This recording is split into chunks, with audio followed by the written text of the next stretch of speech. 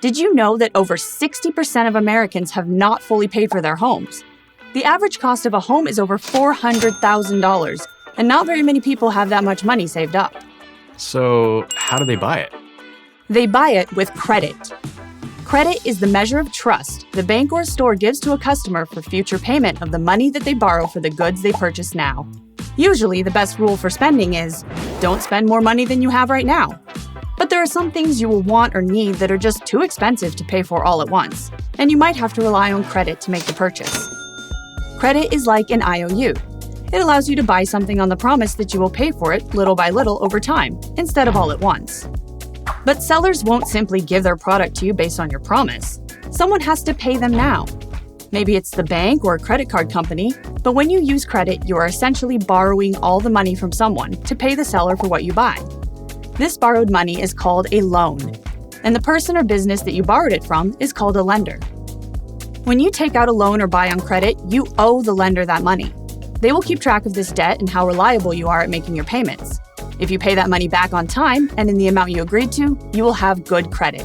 If not, you will have bad credit and you will be in trouble. Uh-oh! There are banking organizations that collect this information about you and give you a credit score, from 300 to 850. The higher your score is, the better your credit is. The average American has a score of 697, which is pretty good. If you can score over 750, then you're doing very well. But if you get down into the 500s or below by not paying your bill on time, lenders will not loan you money, and you should start looking for ways to improve your score. Think of credit as your reputation when it comes to paying back money that you've borrowed. If someone is thinking about lending you money, they're going to ask themselves, can I trust this person to pay me back? Do they have a good reputation or a bad reputation? Your credit score will tell them the answer. It's the first thing a lender will want to investigate about you when you ask for a loan. So your credit score can make or break your big purchase plans. Having good or bad credit will affect many things you want to do in the future. But I'm not ready to take out a big loan yet. Don't worry, there are ways to start building good credit with small transactions. One thing you can do is get a credit card and use it to make regular small purchases, as long as you have a plan to earn the money to pay the credit card bills. Check your budget to see how much money you'll have available when the bill is due, and don't spend more than that amount. Then, when the bill comes due, you'll be able to make your payment on time and pay off the full amount. This will show lenders that you're a reliable borrower. So in the future, when you need a big loan, you'll be trusted. Every time you pay your credit card bill on time and in full, your reputation gets better and your credit score goes up. But be careful, it's very easy and tempting to buy expensive things that you don't need with your credit card. Things that you won't have enough money to completely pay off for a long time. Remember, a credit card is essentially a short-term loan that is subject to interest charges.